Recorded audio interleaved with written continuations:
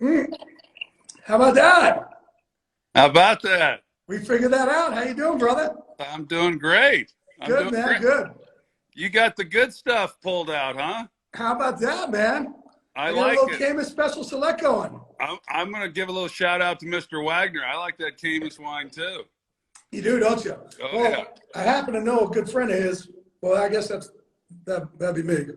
Um, I don't know if you heard, but he this past week became an official sponsor for MVP. Chuck himself and Camus. Wow. So That's yeah, awesome. he's a monthly sponsor trying to help us out, help us branch out. Really cool, man. He's a really cool guy. Went up there, man, right before the season began with my girl and I, and he actually took, this is Chuck Wagner, right? He took us, it's like Troy Aikman took you in the huddle. He took us into his vineyard, and he's pulling grapes off the vines, and he's like, "Here, Jay, have this." And I'm like, "Are you fucking kidding me? What's going on right now?" Like, When I go visit, I want to get that Jay Glazer treatment. That's what I want. I'll see what I can do for you, kid. Yeah, I'll see what I can do for you. But can you imagine? Like, look, Troy, we've been around legends, right? We've done some crazy stuff. You more than me, and there's not a lot of things that really affect me. But when the owner of Camus is pulling grapes off the vine and giving it to you and explaining it, that's one of those moments I'm like, how did I get here? Like, I never knew you were a big wine guy. you didn't know. I used to own a No. South African wine company when I was trying to make it, get a full-time job in the sportscasting business, because my first full-time job took 11 years. And that's how Stray and I got so close. He would drive my ass back in the city every day because I literally couldn't afford bus fare from the city to Giant Stadium every day. I got into the South African Wine Company, and I would literally I'd do New York One TV, covering the Giants for $450 a year. And then I was hawking this South African wine in like wine shops in different places in New York. And I'd have like Strahan and even Kurt back then, like show up for me and try and help. And yeah, so I got big into wine back then and really learn to appreciate it. And I became, as I say, a cork dork. Well, it's hey, you talk about an interesting life. You ought to write a book, or maybe you already have. I am writing one right now Yeah. called Unbreakable. It's the untold stories of Troy Aikman. All right, so I'm gonna start, then we're gonna see if we have questions from people here. But I was just, as you came on, I was saying in your position, the Dallas Cowboys, the quarterback of the Cowboys, is unlike any other position in sports. It's the center fielder for the Yankees and the shortstop for the Red Sox and the center for the Lakers, all wrapped up in one, because the amount of attention you get, right? Yeah. So what prepared you to, like, the NFL, they prepare you to come in the NFL, but what prepared you to be a superstar? Like, what advice would you give other people that are going to come into the sports world, not just be a great player, but man, you're a superstar when you're there? What advice would you give? When I got to Dallas, the Cowboys weren't very good. So there was the history, of course, of Staubach and even before Roger, they had some good years with Meredith, and there's a lot of other players obviously that were a big part of that. But Staubach is the one who won the Super Bowls, and that's when they got coined America's team. And then there was a lull there, of many years. Danny White took over, took them to the championship game 3 years in a row. And anyway, when I came in '89, they were the worst team in football, and we were having half-empty stadiums. Our stadium was not filled when I got there. So yes, I think I think that people talk about the Cowboys quarterback like they do the the center fielder for the Yankees and all that stuff. But I think it's because of when you look at what the Cowboys have done in totality. No, but how did you deal with it? Like, you dealt with it. Like who prepared you to suddenly be a superstar? So I wasn't all that prepared, I guess, because in high school I was in a small town and played well, of course, and then went on and was at Oklahoma, went through some struggles. I had to kind of learn how to deal with real disappointment. I mean, I'd had setbacks in my life, but nothing quite like I experienced at OU.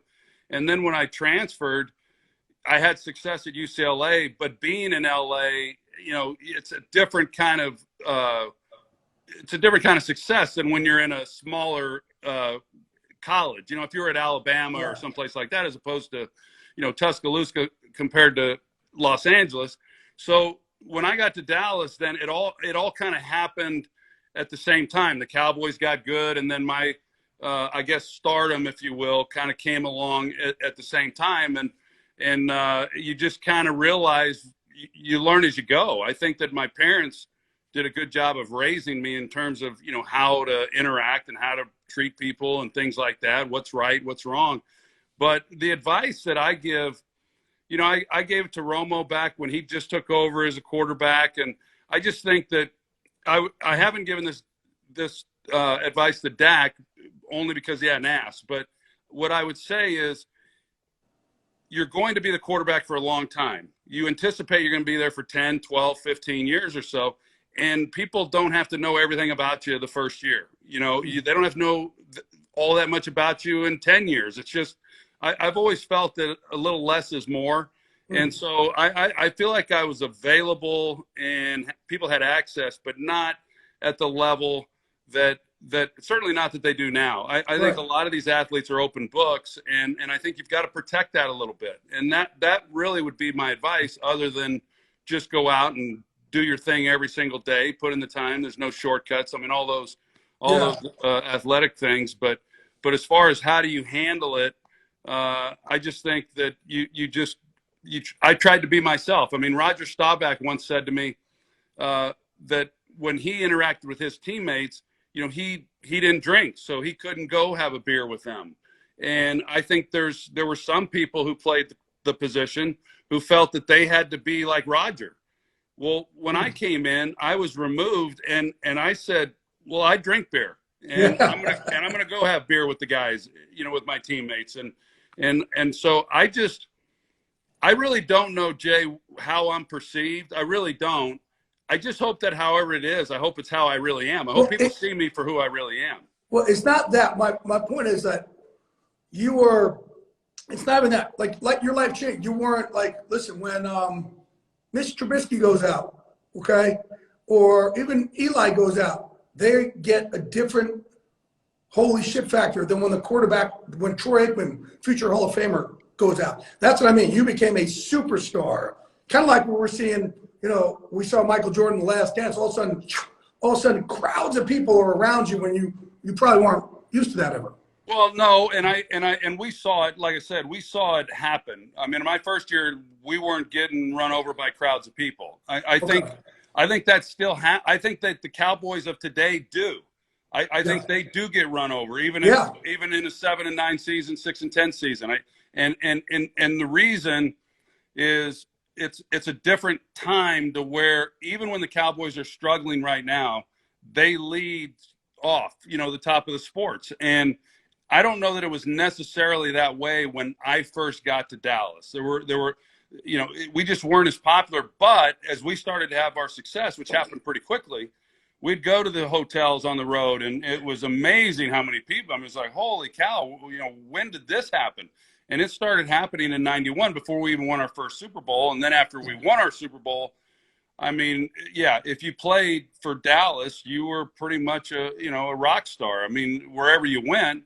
And then, you know, I don't think it would have affected me any differently if it hadn't have been that way. I do know I had some teammates that really took advantage of some of that rock star status. I do know that. Should I take advantage of your rock star status? But what's that?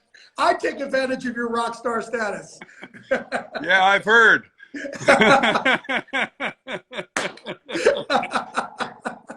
So yeah, I think it's a different time. I mean, and the Cowboys are extremely visible now. But I think there's two reasons for that. One, I think it is because of what Roger Staubach and that group did, and then we doubled up on that, and then we had a nice run where we continued with the history of the success. And then there's not been that level of success, but there has been some success. And I think Jerry Jones is the other big component of this, that, you know, people want to hear what he has to say, whether they agree with it or don't agree with it. And he's been extremely successful at continuing to keep the Cowboys relevant, even when maybe the play on the field doesn't warrant them being relevant.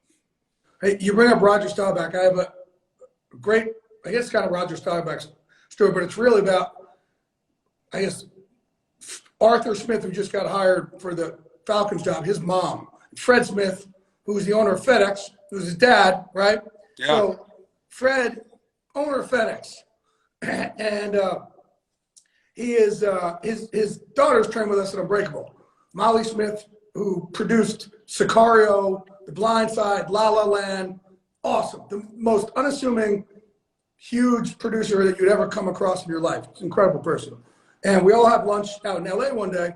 First of all, Fred Smith shows up to Unbreakable. Fred Smith, the owner of FedEx, okay, in the back seat. Are you name dropping, Jay? Oh, yeah. Don't know. In the back seat of a Prius Uber X. Oh, wow.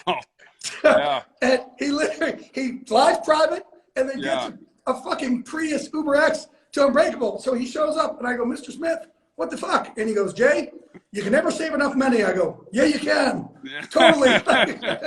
But he's telling me a story that he is after, he's part owner of Washington, and he's in, they're playing Dallas one day, and he and his wife go into the elevator, and he says it's just like him and the Joneses and probably Dan Snyder, and there's Roger Staubach.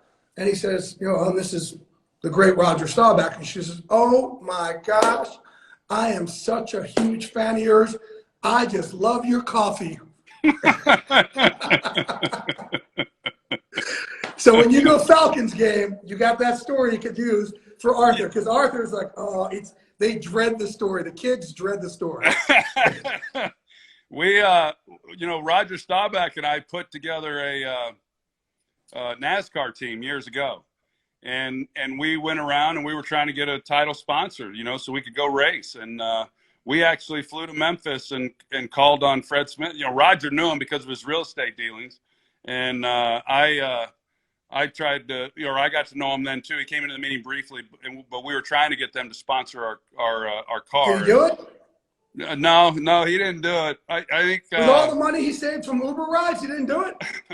Well, they got involved in NASCAR. I just think that they didn't want these two former quarterbacks to come in and not knowing what they knew, not knowing what they didn't know about NASCAR.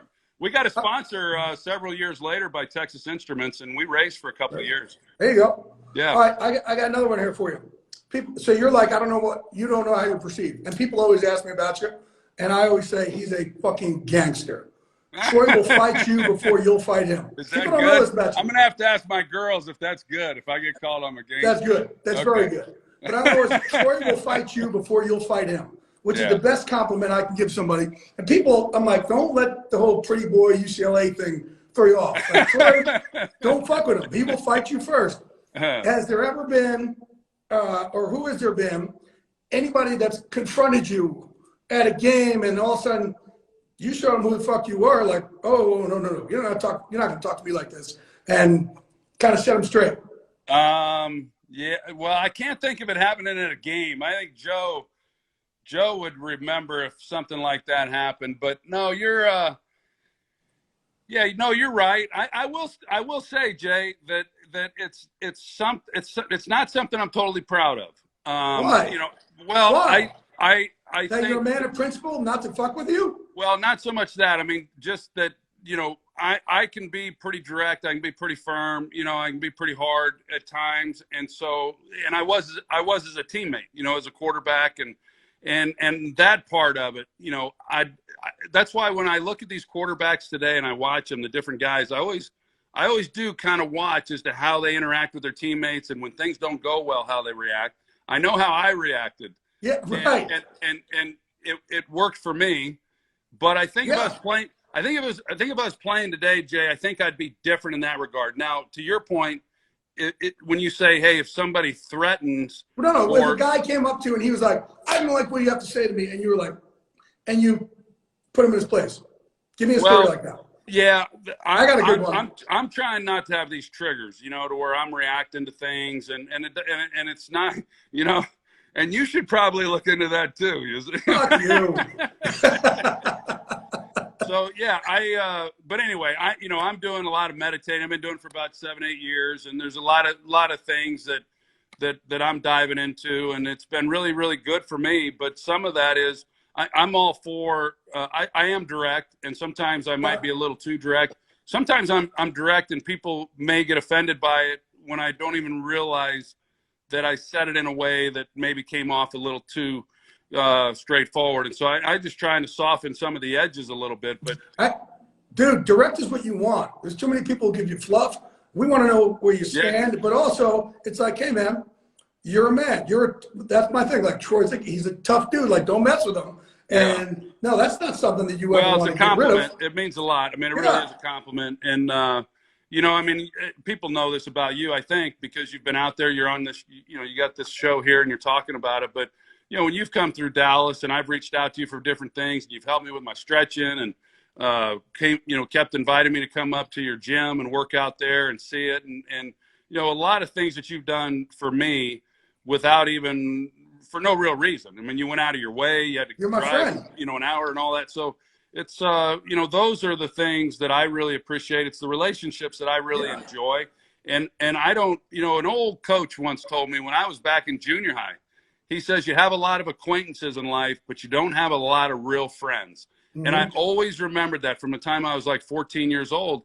And it's so true. And that's not to be calloused, because I got a lot of really good people in my life. But when you really start counting, who can you truly count on and who's there for you? It's a small number. And I do think I've got probably, if people are really honest with themselves, I probably have more like true friends than a lot of people, and I'm really proud of that, and I'm thankful for it and grateful for it and all that.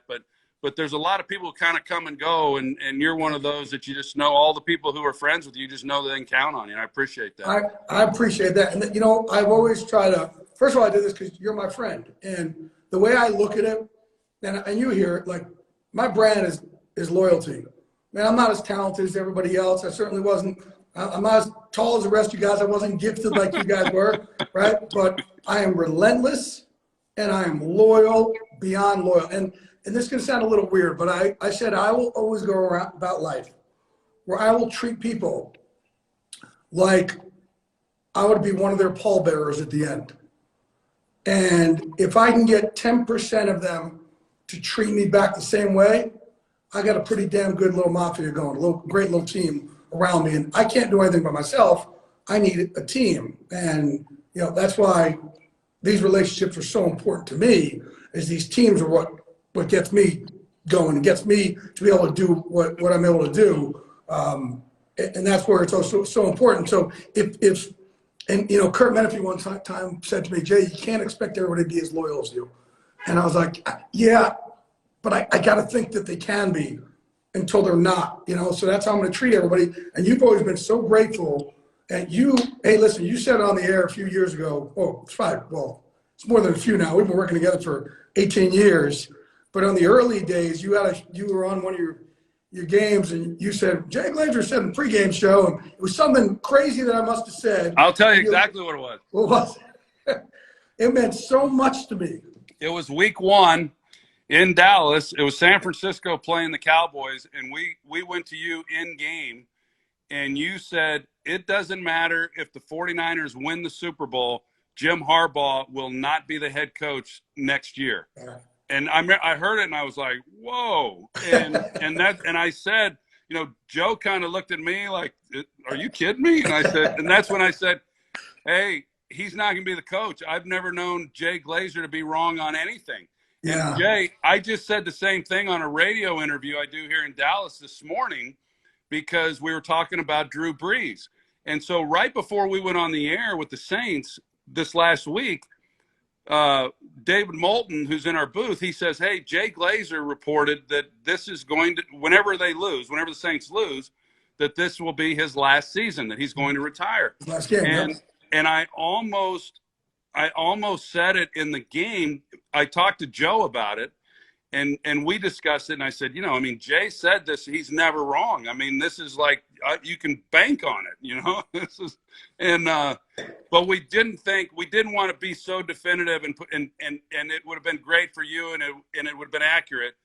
but we just didn't want it. We wanted to let Drew be able to handle that, Yeah. you know. And you know why I did it? And you know because everyone then would have really jumped on it even more. And you know why I said it though? Why I did it?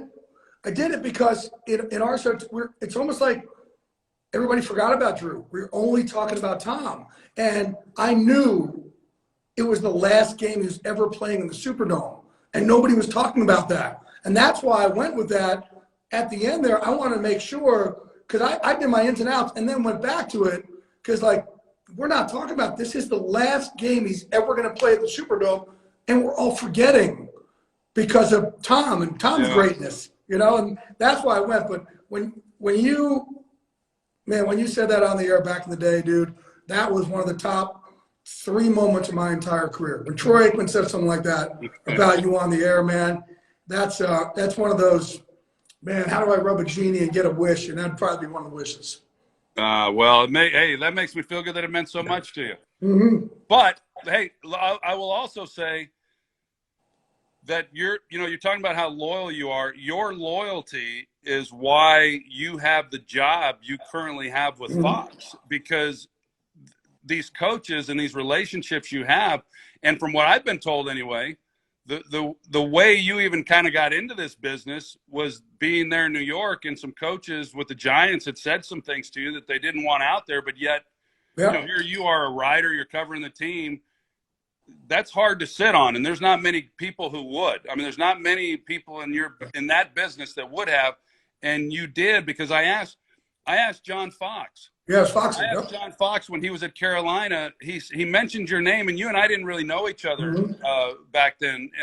And I said, how do you know Jay? I said, how are you so close to Jay? And he told me the story, and he says, yeah, I was with the Giants, and he knew something, and I didn't want him to go with it yet. Because it would have hurt somebody. It would have hurt somebody if I went with it. I was like, no problem. Yeah. So because of that, people give you a lot of information, that no one else has, and it's because of that you know, and a lot of other reasons why you've been able to have a nice niche and do as good as you've done.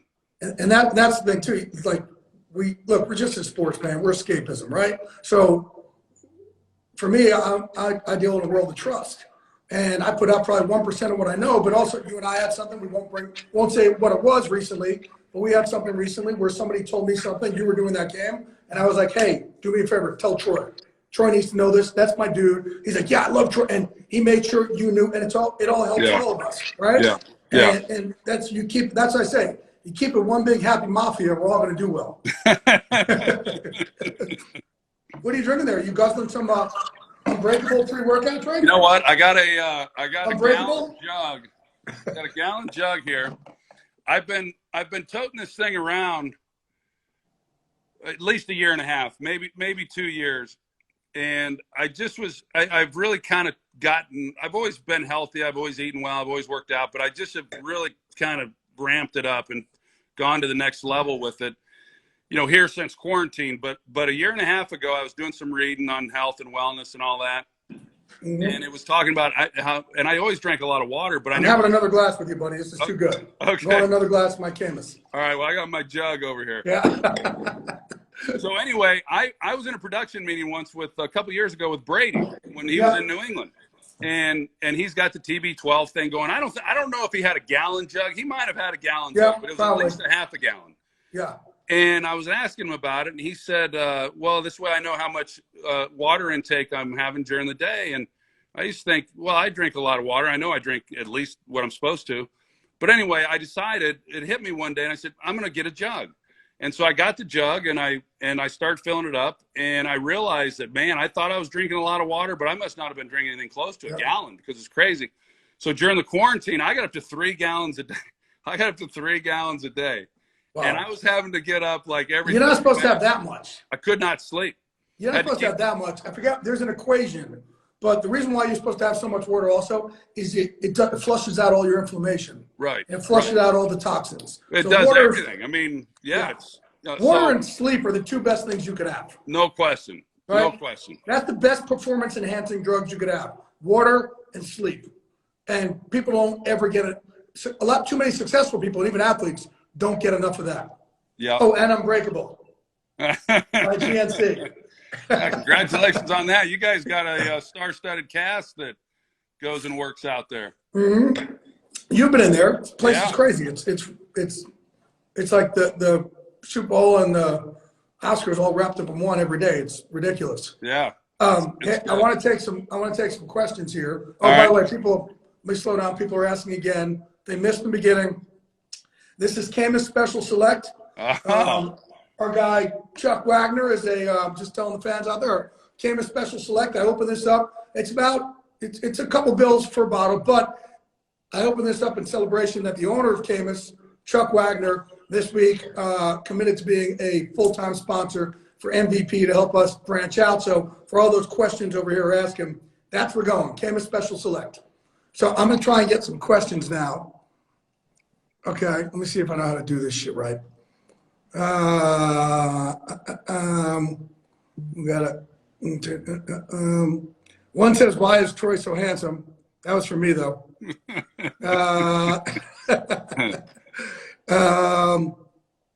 Oh, my guy Scott Schwartz said, "Do you think you look like Jay-Z?"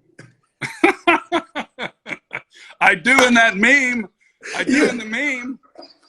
You know, I saw that when it first happened. I mean, I don't think somebody, whoever, it's the same photo, right? So I mean, but whoever started that thing, I don't think they doctored the picture. I mean, I don't think they did, but Right.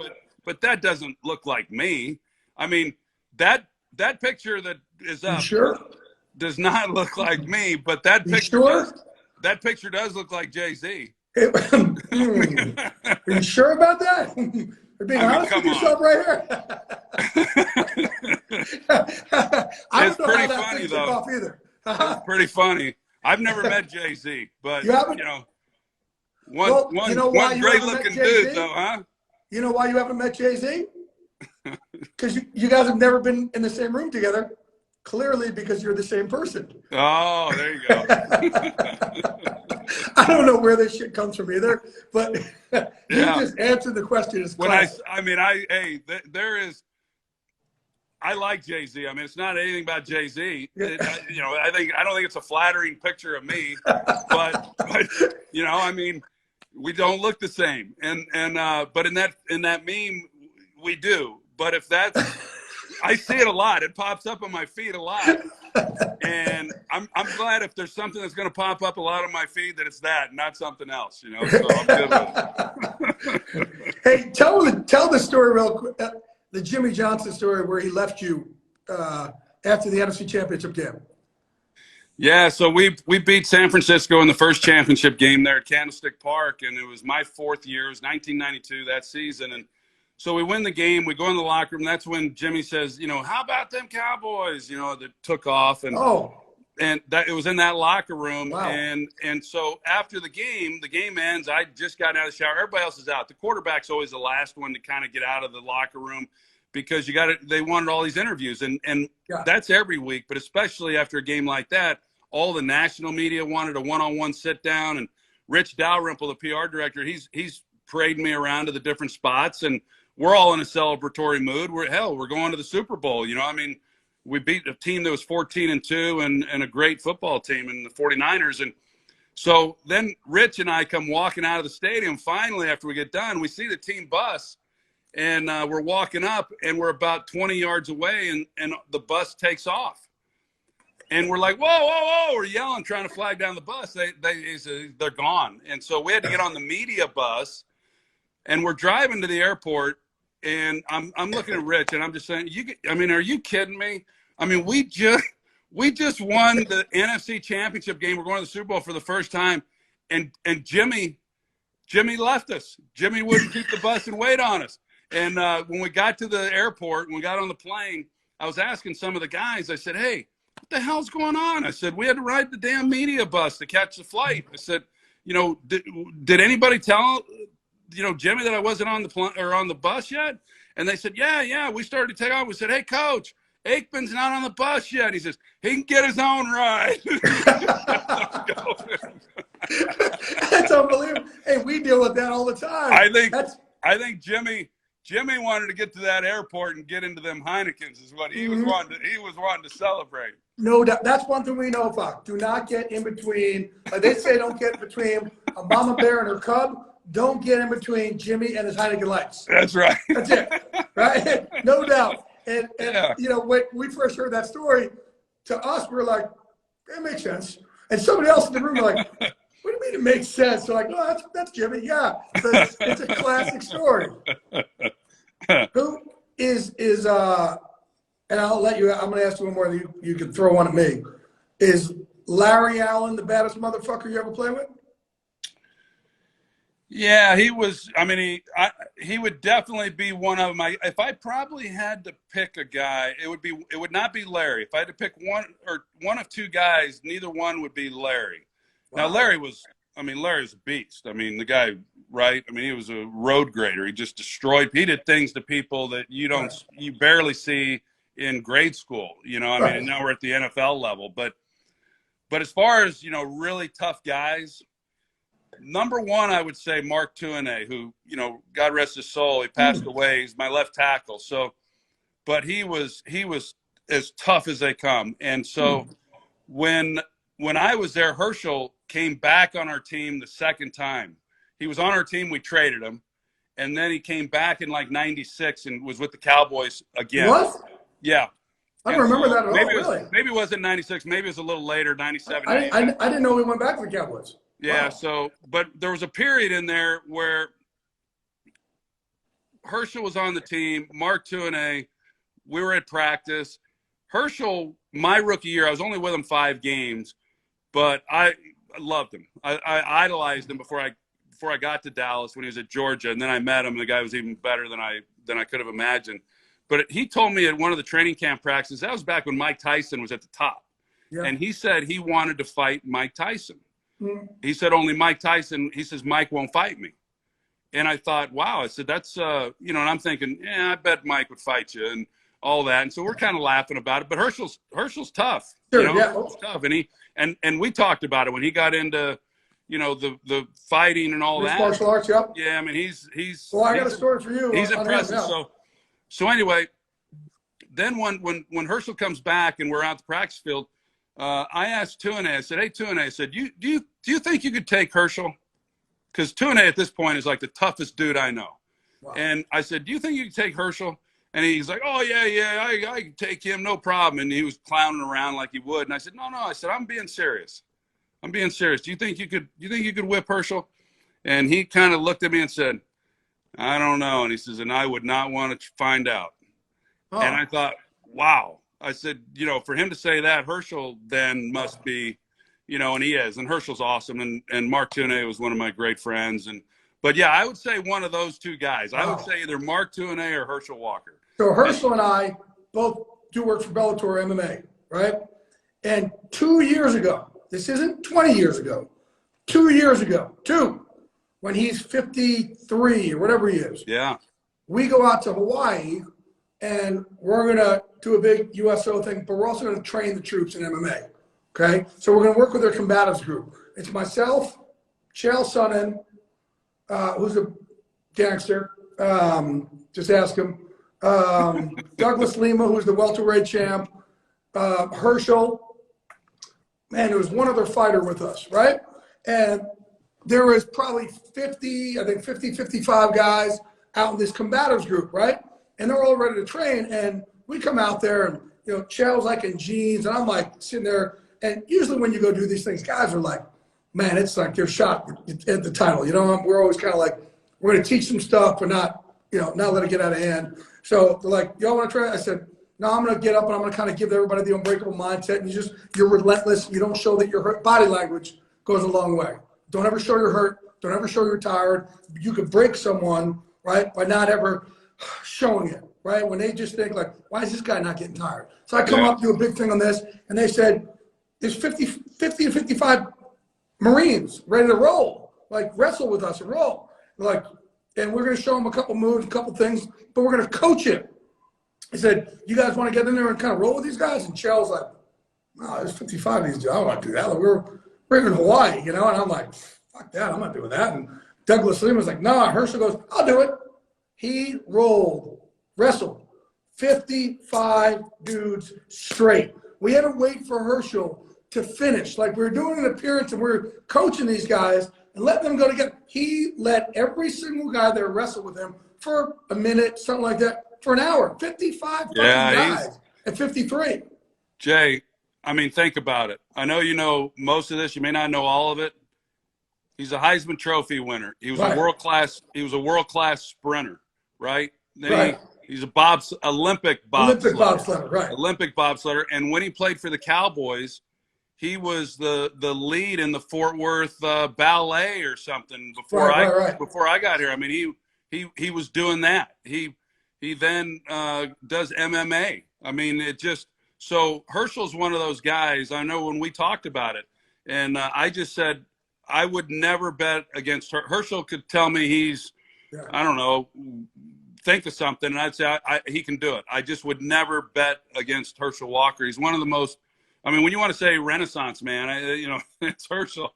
I don't know of anyone who's accomplished so much and done so much at such a high level, competitive level. I mean, I don't know if we've ever heard this from you. What was your reaction? Give me exact reaction when you heard Jimmy traded away Herschel.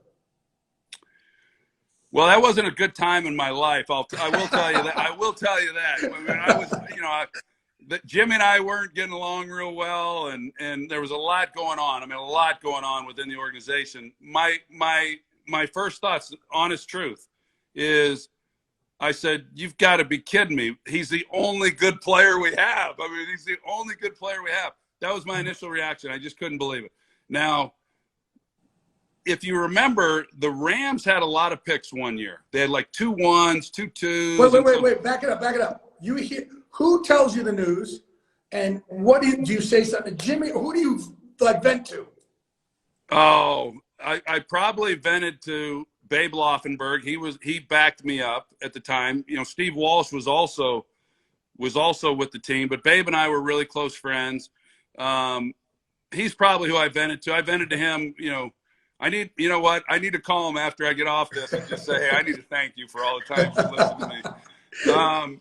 But yeah, I didn't yell at any coach or vent to any coach. It might have been Jerry Rome was actually my quarterback coach. It would have been one of those two guys probably. But I just remember thinking once I saw then what we got for him, and Jimmy made, and I did think this as soon as I heard Jimmy say it. He said, this team was 1-15 last year, the worst team in football, with the best player in the league. And so his point being, gosh, if you can't win and you got the best player, then we need a lot more good players, and not maybe just one really great player. And so that trade was made, and then I just remember thinking, that sounds really good. I didn't have as good of an understanding as I did later in my career as to how good it was, right? But I just knew that, okay, it's one thing to have picks, but it all comes down to what we do with those picks. And if we make good picks, we have a chance to be pretty good. And if we don't, we won't. We'll just continue the way that we are. And a lot of teams over the years have lived that out, that have had picks, that haven't done anything with them. Jimmy obviously made great picks. And I will say that as good as Jimmy was as a head coach, I always say Jimmy was great during the week. He was great during the week. When we went in on Wednesday for our first meeting on the new opponent, I mean, he set a tone every week, and it wasn't the same every week. I mean, it depended on who we played, and he was great. And then the other thing he was exceptional at was he was a tremendous talent evaluator. So the thing so to go back to what you admire about people, contentment, Jay, in a lot of ways is like a 4-letter word, and in my life, contentment has been a 4-letter word for the most part, because I don't want to be content. I want to keep going. I want to keep doing more. I want to keep kind of pushing and pushing and pushing. But there's a part of me that really respects people that find contentment, because on the other hand, I'd like to find a little more contentment in my life, a little peace. So Jimmy has always been a role model in that way, because I look at his life, and he retired from coaching at a young age, but he knew what was important to him. He knew what he wanted in life and what made him happy, and he went and did it. And he felt that, okay, I got enough money. He could have made, Jay, you know this as well as I do. He could have been another head coach. He could have been a GM. He would have been the first $10 million a year guy, $15 million a year guy, $20 million. Yeah. Even to this day, he could call a club and name his price and go be a consultant and still not really have to leave the island and all that and make a lot of money. And so to me, and the reason he doesn't is because his time is his most valuable asset, and he wants to be out there fishing, doing his thing. And I just love that here's a guy who could have made twice as much money as he's been able to make, but he wanted to be happy and he was content with where he was. And so I really have admired that about him and people like him that are that clear in what they love. Did you? I don't know if you heard, but it was so cool last year. Last year, right after he gets surprised that he's made the Pro Football Hall of Fame, we go out to Dan Tannis, right? I think Bill Richards is taking you there. Bill, our producer of Fox NFL Sunday, that's his spot, Dan Tannis, which for anybody out there who doesn't know, it's like a legendary place in LA. And Bill Richards, our executive producer, he has like the in there. So he gets us, we go there, and it's me, Jimmy, Kurt, Terry, Gonzalez, and a few of us. We walk in. It was so cool. We walk in, and the whole restaurant's packed. Hall of Fame, Hall of Fame. And they start throwing the napkins up in the air, and a guy from ZZ Top was there, and he comes over and starts serenading Jimmy. Like, again, one of those moments like, Mom, how did I get here? How am I here right now? It's so good, and I bet Amazing. You were like me, Jay, that the people have asked me why did it hit me so hard when it was announced that he got in, and the reason was because Jimmy is such a special person in my life, and I knew how important that was to him, and I know what he meant to me and our team, and why we won the way we won. We won, and we had the team we had because of Jimmy. And for him not to be in the Ring of Honor and knowing how important that is to him and how much that means to his legacy, that I honestly, Jay, never thought he would get into the Pro Football Hall of Fame. Not that I didn't feel he was deserving, just that I thought he didn't coach long enough.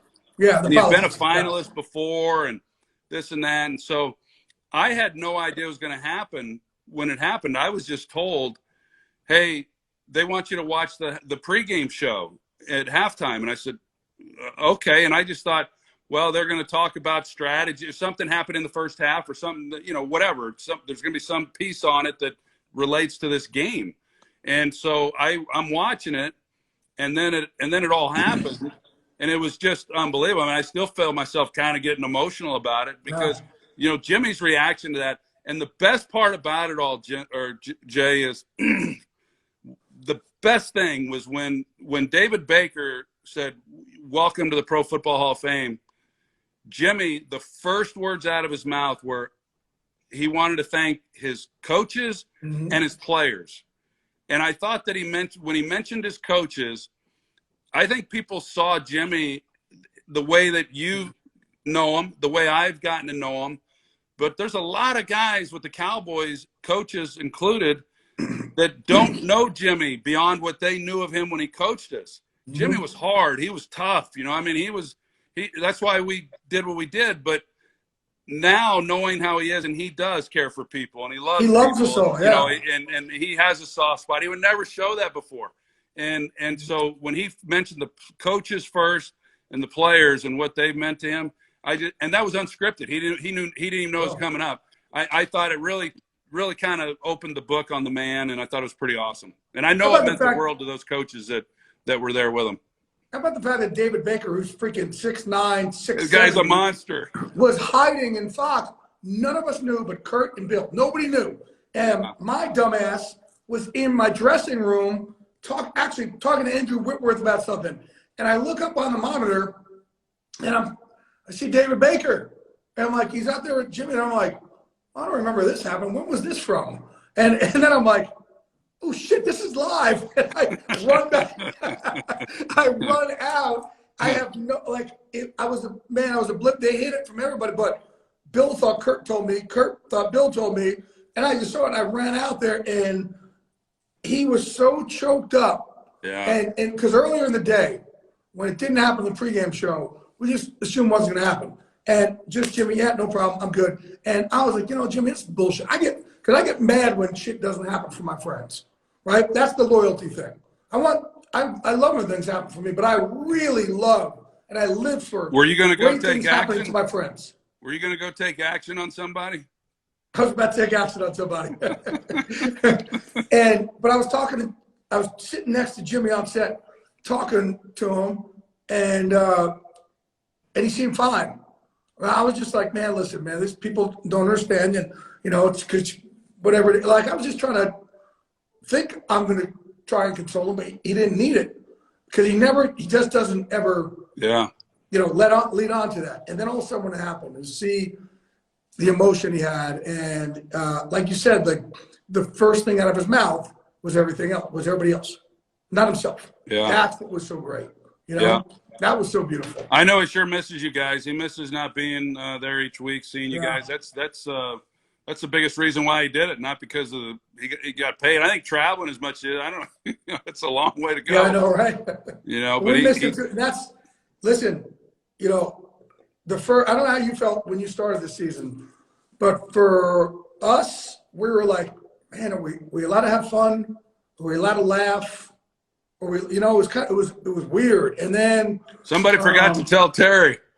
But it was kind of a strange thing. And then all of a sudden, man, and I think the fact that we're together Thursday and Sundays, we hit our stride, and this ended up being probably we've laughed more this year than ever before because I think we've all needed the laughter because of what's gone on in this country. And we have been there for each other. And Jimmy, too, we all call him. He calls us. We all, man, our production meetings with him on Zoom are hilarious, and we've all needed to lift each other up. Yeah, and I know there's probably a lot of people out there that are watching this that, probably, that have lost loved ones and have really been affected hard by the pandemic and the virus and all that. I think when we all are able to take a step back, like what you said with regards to the studio, it's been hard. It's been a hard year, right, in a lot of ways. But I think that all of us can probably take a deeper look and say that there was some real good that came out of it too. And I know that a lot of families had an opportunity to spend time together that they just wouldn't, be able to spend with them. And, my girls are teenagers and my youngest is a senior now in high school. So I had a senior last year that was also going, it was in the middle of this, they're a year apart. But teenagers start doing their own thing and they're off and running around and it got to where it was like when they were real young again, that we were all together and it was really nice. So, hopefully we'll get back to normal to where Jimmy's out there in the studio next year and we have fans at the games and, I'm going to miss seeing you guys this weekend. This is the game you guys normally always come in for. And I always love having you guys and love being around you. When Bill asked me to ever be on the pregame show, it's a highlight of my year just because, doing the actual show is great, but it's the guys. I mean, it's just being with those guys. It's no wonder that it's been together, as long as, or been going as long as it has because of the chemistry that you guys all have. And it's helped me. And look, I've talked openly about my own depression, anxiety, and the best thing that helps me is a team. And I admit in the off season when I don't have those guys, I struggle, dude. It's bad. And that's why I started MVP. I started MVP for our vets and our athletes, but I started as much for me. And because as my fight team started, as Chuck Liddell and the Randy Couture's and them started retiring, and man, guys, they don't really train in LA. I was struggling. So I get nervous around kind of February, March, and then and Howie's really good with checking in on me with stuff like that because he knows it all. So he and I talk about it an awful lot. But yeah, they mean that much to me, and the team that we have means that much. When I don't have that team, that's when the roommates in my head start talking not nice to each other, and the darkness starts to get a little darker. So I know I'm going to figure out a way for us all to keep a little bit more connected this year. Well, and I applaud you and others.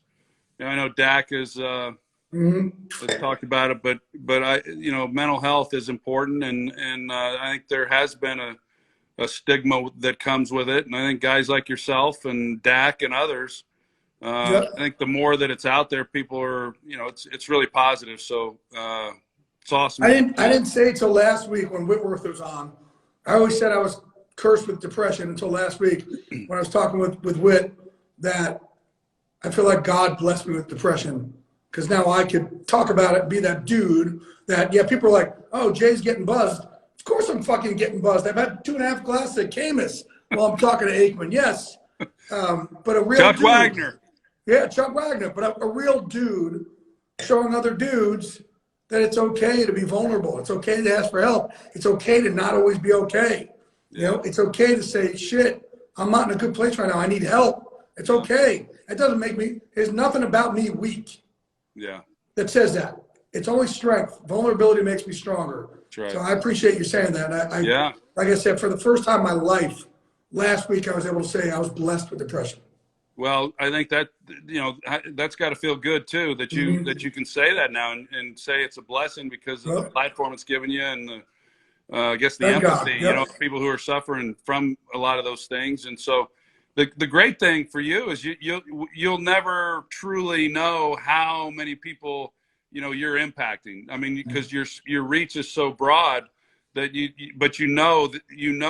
helping so many, and to be able to take advantage of the platform you have is awesome.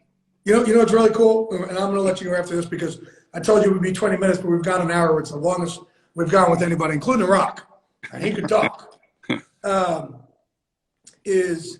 I've now had players that you and I both covered that have now unsolicited reached out saying, man, everybody's been telling me I need this, that. I need some help. And it's really cool that I'm starting to become that guy for these players that you and I have seen that, listen, like Troy, I say to all our players, you playing in the NFL, that's not who the fuck you are. Okay? What's behind your rib cage that got you to beat out millions and millions and millions to play in the NFL at that level? That's who the fuck you are. And that doesn't suddenly just leave when the uniform comes off. But too many of our players, like, who tells them that? Nobody tells them.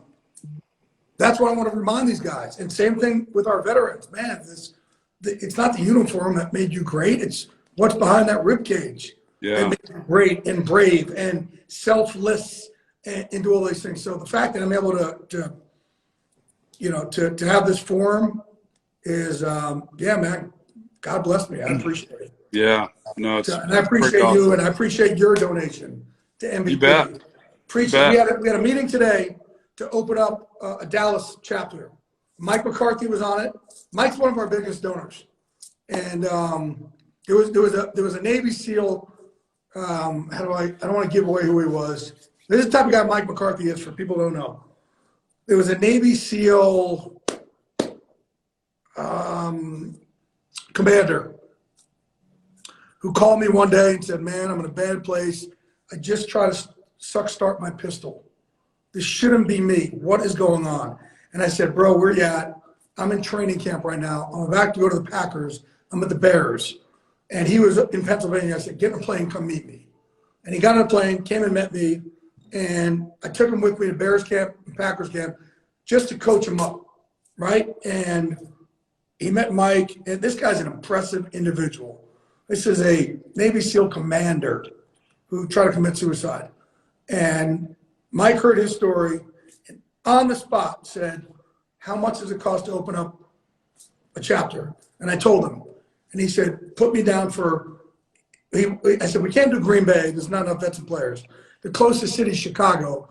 But at Chicago, he says, I don't care. Put me down. I'm in. 6 figures on the spot. We open up in Chicago 3 weeks later. Wow. Because of that. Yeah, it was pretty damn cool. So we're going to be opening in Dallas. We had a big meeting. Our goal is to open up here in the beginning of March. So we do. I'll come down there, come to a meeting, and you'll see it's pretty cool. There's some bad bad sons of bitches in there, man, just like yourself. You'll like it. Yeah, that's good stuff. Hey, brother, I appreciate you. I love you for joining us.